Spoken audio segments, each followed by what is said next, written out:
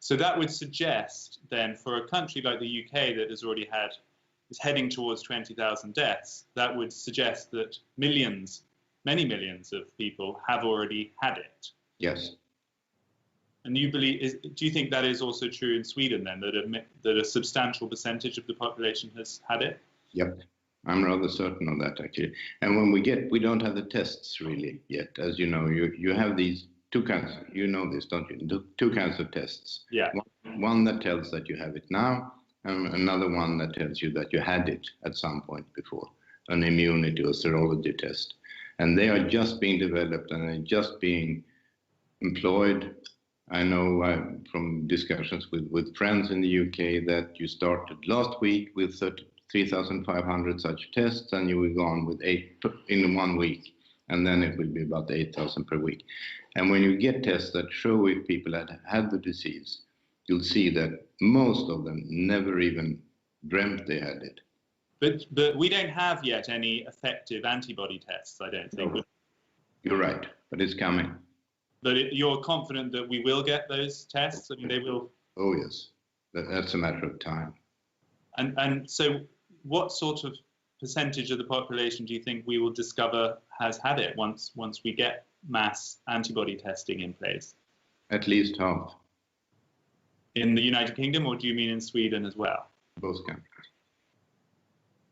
So the whole sort of rationale for introducing these lockdowns across Europe that has created such unbelievable side effects and pretty much stopped the whole world in its tracks, you believe is a misguided policy. And do you think it's doing more harm than good? Yes, I think so. On the whole, I mean, if you listen, what I'm saying is that people who will die a few months later are dying now, and that's taking months from their lives. So that's maybe not nice. But comparing that to the effects of the lockdown, which may be, I mean, what am I most afraid of? It's the dictatorial trends in Eastern Europe, that Orban is now dictator for Hungary forever. There's no finishing date. I think the same is popping up in other countries. It may pop up in more established democracies as well. I think the ramifications can be huge from this. So at the point we are now, what you're advocating then is we protect those groups better, and as far as the rest of the population is concerned, we just allow it to pass through the population, essentially. Essentially, yes. Which is, I mean, I know that it's now... Herd immunity, yes. That's what's commonly understood by what we call the herd immunity strategy, basically. Yeah. There are others, it's not just the old and frail. I mean, there are the people that should be protected, but I don't think you can stop it. It's spreading. So you can stop it for some time, but then, I mean, countries that have been successful, South Korea is giving up now. They can't maintain their policy. Taiwan, I don't know about Taiwan. They were quite successful. Singapore, similar problem. So those countries that are held up as the most successful, in some cases ones that totally managed to suppress the outbreak, you think that it's just a question of delay, and actually they won't be able to hold that back? No. So how should we judge success then? It seems like numbers of deaths does seem like a fair measure, but if you're saying that they're essentially deaths that are just going to happen later, it will sound to some people like a slightly sort of cold-hearted approach, I suppose, that if you're saying they're going to die anyway, so we should allow the disease to take its path. I think a lot of people might feel that a government can't sit back and do that if if now, having had this lockdown, we're headed towards 20,000 deaths. How many deaths might we have had if we had no lockdown? Would it have been more? Yeah, probably a bit more. But in the end, the result will be rather much the same. And I agree, it's a bit careless to say that to let people. We're not saying that. We're saying protect the old, try to slow the spread of the epidemic a bit so that the healthcare system will manage when we have many sick people, many severely ill people. But it's more, yeah, I don't think you can't really. At some point, it's like tsunami is not bad. It will roll over Europe, no matter what you do. And will as it rolls over Europe, in sooner or later, will presumably treatments will improve. Yes. And we'll get better at knowing how to treat it. Yep. It already feels like the initial focus on ventilation is shifted to other ideas, and people are thinking of new ways to treat it. Is that in itself not an argument for suppressing it as much? But how long in a democracy do you think you will keep a lockdown? How long will it take before people say, no, I'm not taking it? You can do it in China. In China, you can do it. You can tell people to stay at home and you can weld back their doors so they can't get out. But in a democracy, you can't. Do you feel, Dr. Giesecke, that the policies that have been put in place by the UK and by other European governments, how did they come about? You've been a leading epidemiologist for your whole career. You dealt with influenzas and SARS, and you advised the World Health Organization. What was it about this pandemic that was so different that has led to this global shutdown? New disease, a lot of people dying, you don't know really what will happen. And this fear of contagion, I think, is almost genetic in people.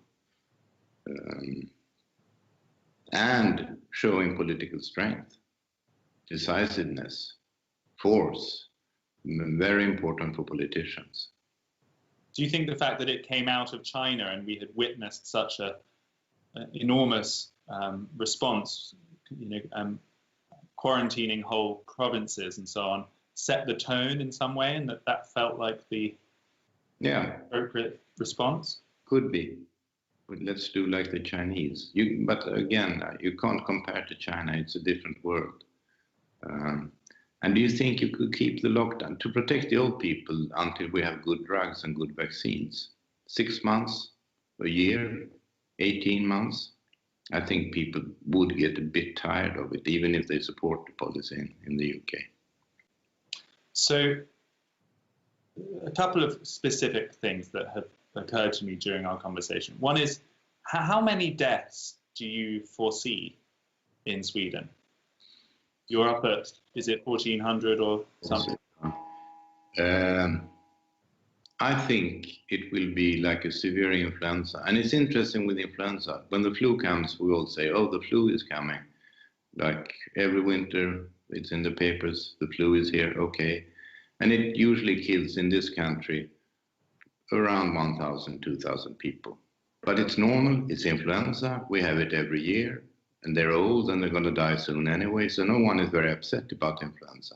But I think if influenza came around as a new disease, you never had it before, but suddenly this new disease called influenza popped up, we would have exactly the same reaction as we have now. So I think the number of deaths will be about the same as in a severe influenza winter. Sweden, how many are you? 50 million? Yeah, 65. 65.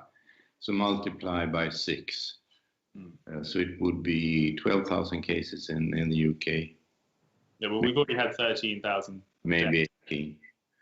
And a lot of influenza deaths are not booked, or they're not recorded in that way anyway, in a normal influenza season. So I think this is similar, about the same. And it may be double as much, but it won't be 10 times as much. The reports from hospitals, though, are very different, aren't they? That the way the disease progresses seems different from influenza. Oh yeah, it's different. It's not the same disease as influenza, and but it's not. The shape of the epidemic is not that different. There are a few differences. For example, the influenza is driven by children. An influenza outbreak is driven by children in society. They are the ones who pass it on between the generations. And this does not hurt children very much. They don't have any symptoms, and they're not very infectious. So that there are epidemiological differences. Mm. I'm just trying to get a sense, because we're nearing time now. I just want to get a sense, what should the British government do now, in your opinion? Should we just say, okay, lockdown is cancelled? No, you can't do that. Then you have a wave of cases. Then you really have a peak 1 week, 2 weeks later if you took away all the lockdown. No, you'll have to climb down one rung of the ladder at a time. And probably start with school closures, maybe. It's a good thing it makes society. I mean, in this country, in Sweden, we have 1 million children between 0 and 10. They need to be looked after. If they're not in school, then someone has to stay at home with them. And one of my friends, who's a nurse and head of an emergency ward here in Stockholm, she prays every morning when she wakes up that the government will not close junior school, because then she loses half her stuff. So school closure is one thing, but I think one step has to be taken at a time. And it's interesting how the countries in Europe are sort of, after the lockdown, approaching the Swedish policy now. They're opening up schools in all the Nordic countries. In Austria, you can shop in a shop that's smaller than 400 square meters. In Germany, they're going to do the same thing on Monday. In Germany, they're also thinking about opening the schools again. So countries are approaching the Swedish, but they had the lockdown first. So you don't think, because there's two things that people get very hopeful about. One is a vaccine, and then in some way we can suppress the disease completely until a vaccine comes. Is that a feasible strategy? No, it will take too long. It won't work in a democracy.